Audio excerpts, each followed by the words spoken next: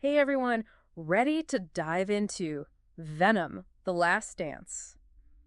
We're looking at it through the eyes of Dr. T show. And this is not your typical review Nice. because Dr. T is doctor Yeah, with a symbiote sidekick with a symbiote sidekick. named Cohen.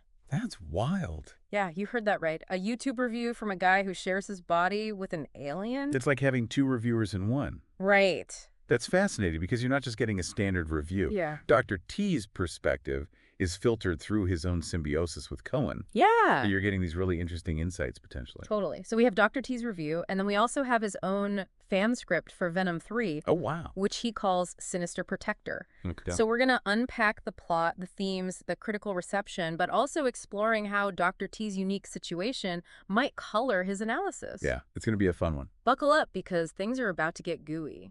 The review starts with an exposition dump, introducing us to Null, the self-proclaimed god of symbiotes, Okay. is on a multiversal revenge tour. So basically he's just going around Yeah, he's not happy. and causing trouble. He's causing a lot of trouble. Dr. T even calls Null quite a dick, which I have to admit I chuckled at that. Yeah, he's not holding back. Jokes aside, what stood out to me was the whole codex thing. Right, the Codex. It's like a genetic blueprint for all symbiotes. Oh. And Null needs it for his evil plan. So it's like the key to ultimate power? Yeah, like the key to ultimate power in the symbiote world. In the symbiote world. And guess who has a piece of this Codex?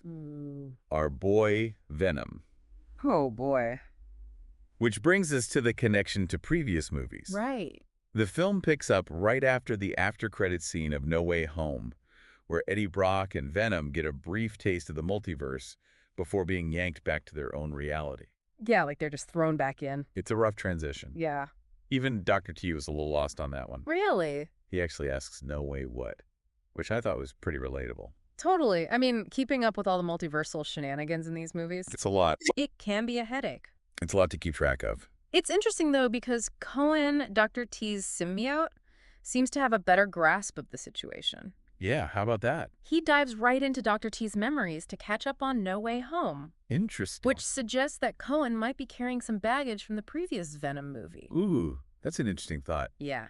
You think Cohen's past experiences are influencing his view of this new movie? And by extension, Dr. T's. Almost like a subconscious bias. That's so interesting. It's definitely something to consider as we go through the review. Yeah. Speaking of which, Dr. T highlights how the movie connects back to the previous Venom film. Okay.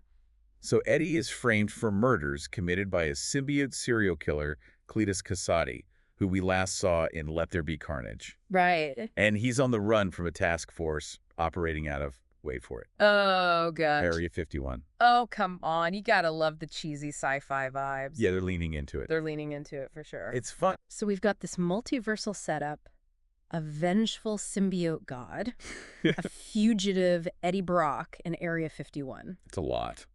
Where does the movie go from here?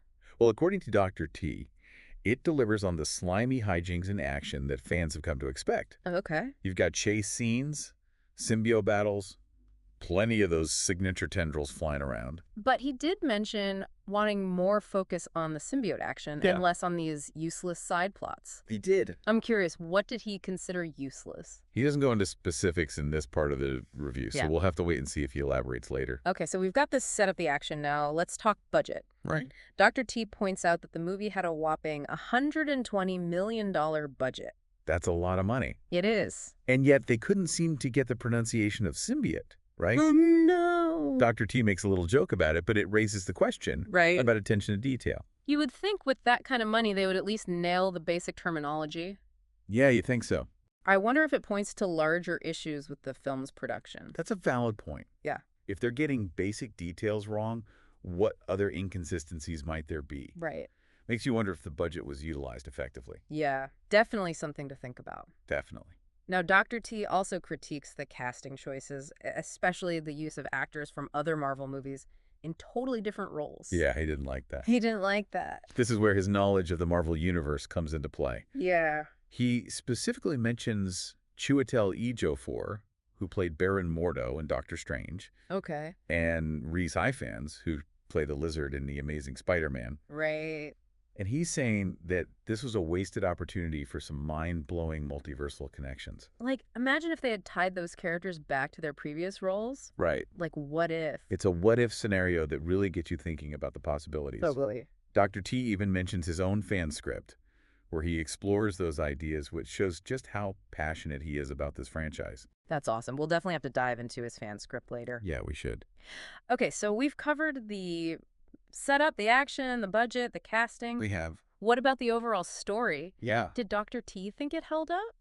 Well, he describes the finale as non-fluent exposition and a colorful, gooey mess, but an enjoyable one. So, visually stunning, but maybe lacking in narrative coherence. Yeah, that's a good way to put it. That's a bit of a bummer. A strong ending is so important. It is. He doesn't elaborate on the plot details just yet. Not yet. But he does raise a big question. Is this really the last we'll see of Venom? Oh, good point. The title, The Last Dance, implies a sense of finality, Yeah. but Dr. T seems to think the ending leaves things open-ended. Interesting. So I guess we'll have to wait and see what he ultimately thinks of the ending and what it means for the future of Venom. Exactly. There's still a lot to unpack. Well, on that note, let's keep Yeah. going. Yeah, let's keep going. So we left off with Dr. T's pretty cryptic description of the finale. Non-fluent exposition and a colorful, gooey mess, but an enjoyable one. It's quite a statement. I have to admit I'm a little confused. Well, let's break it down. Okay. It sounds like he's saying the visuals were impressive. Okay. Classic Venom with all the symbiote action. Right. But that non-fluent exposition bit, Yeah. that suggests the story might have lost its way a bit. So, like, they focus more on the spectacle than making sure the plot actually made sense. Exactly. And it's interesting because earlier he mentioned wishing there were fewer useless side plots. Right. Right. What if those side plots contributed to that sense of muddled storytelling in the finale? Good point. Maybe by trying to juggle too many plot threads, they ended up sacrificing clarity in the climax. Well, yeah, it happens. Speaking of action, I'm curious about Dr. T's frustration with the budget. He joked about the mispronunciation of symbiote, Right. but it seems like there's a deeper issue there. I think you're right. Remember, he also wished for more focus on the symbiote action. What if he's implying that the budget, despite being huge, wasn't used effectively to deliver the kind of symbiote spectacle he was hoping for? Like maybe they spent money on things that didn't really matter to the core of the story. Exactly. And that could explain why he feels the film is underwhelming despite the big budget. It's not just about the amount of money, Right. but how it's used to enhance the elements that fans care about most. Which brings us back to the casting choices. Yeah. Dr. T felt it was a missed opportunity to not use actors from other Marvel movies in ways that connected to their previous roles. Yeah, he specifically mentioned Chiwetel Ejiofor and Rhys Ifans. Right. Imagine the possibilities if they had brought back Baron Mordo or even a cured lizard. It would have been so cool to see those characters integrated into the Venom storyline, Yeah. maybe even with a multiversal twist. And it aligns with Dr. T's passion for the source material. Right. He's clearly a fan who enjoys those interconnected details Yeah. and deeper cuts that reward longtime viewers. It's like he's not just reviewing the movie, but also engaging in a creative dialogue with it. Almost as if he's challenging the filmmakers to think outside the box. And his own fan script, Venom 3, Sinister Protector, is a testament to that. Yeah. He's not just criticizing. Right. He's actively creating and exploring alternate possibilities within that universe. That's really cool. It shows a deep level of engagement with the material. He's not just passively consuming, he's actively contributing to the ongoing conversation around these characters and stories. Exactly. And that's something I admire about Dr. T's approach. Yeah. He's not just telling us what he thinks. You're right. He's inviting us to think along with him. Now, there was one detail in the review that really intrigued me. Okay. Dr. T mentions feeling like Cohen was holding back during the review, Yeah. almost as if he had some unresolved issues from the previous Venom movie. That's a fascinating observation. What if Cohen's reluctance to fully engage with this film stems from his past experiences with Cletus Kasady and Let There Be Carnage? Oh, that's a great point. We know symbiotes can form strong bonds with their hosts. Yeah. So it makes sense that Cohen might be carrying some emotional baggage from that previous encounter. It adds a whole new layer to the review. Right.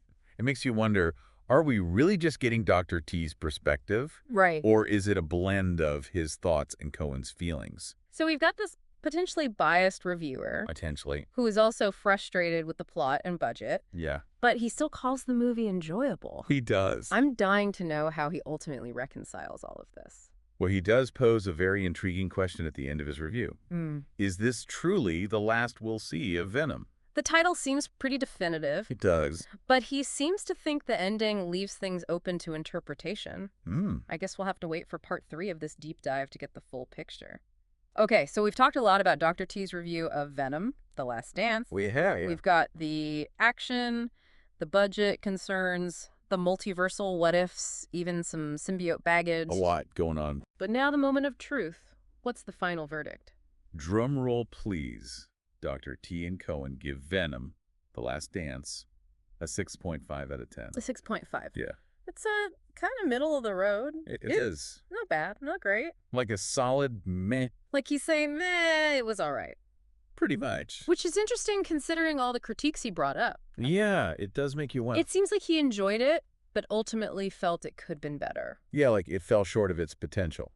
So it's fun, but underwhelming. Yeah, that's a good way to put it. Kind of a missed opportunity, maybe. Possibly. But I think the score itself is less important than the conversation it starts. Oh, that's interesting. Dr. T's review isn't just a thumbs up or thumbs down. Right. It's an invitation to think critically about the film. You're right. He's encouraging us to engage with the material, to dissect it, maybe even challenge our own expectations. He's a fan, but he's not afraid to point out the flaws. And that honesty is refreshing. It is. It makes the review feel more authentic. Plus, there's that whole layer of intrigue with Cohen maybe influencing the review. Oh, yeah, definitely. It makes you wonder, would the score be different if Cohen had been fully on board? It's a question worth thinking about. It highlights how our personal experiences can shape our interpretations of things. Exactly. Everyone brings their own baggage to the table, so to speak. And speaking of interpretations, what about that ending? Right, the big question mark. Dr. T seemed to think it was pretty open-ended, even with the title The Last Dance. He questioned whether this is truly the last we'll see of Venom. It's a question that lingers with the audience, too. For sure. Is this a definitive ending, or is there potential for more stories? It's like the filmmakers are leaving the door open for future possibilities. Right, like maybe another solo Venom film. Or even a crossover with Spider-Man. I know. I'm curious to see where they take the story from here. Me too. And who knows, maybe Dr. T will be inspired to write another fan script. He might just do that. So what does this all mean? I think Dr. T's review reminds us that even movies that aren't perfect can spark interesting conversations. Absolutely. They can get us thinking and talking about the characters and themes. And sometimes the most rewarding movie experiences aren't about just watching. Yeah. They're about actively engaging with the material, dissecting it, even challenging it. And who better to guide us through that process than a doctor with a symbiote sidekick? Exactly. Venom. The Last Dance might not be a perfect film, It has its flaws for sure. but it's definitely given us a lot to talk about. That's a great way to put it. Thanks for joining us for this deep dive into Venom, The Last Dance. It's been fun, We hope you enjoyed the ride. even if it got a little messy at times. And until next time, keep exploring, keep questioning, and keep these conversations going.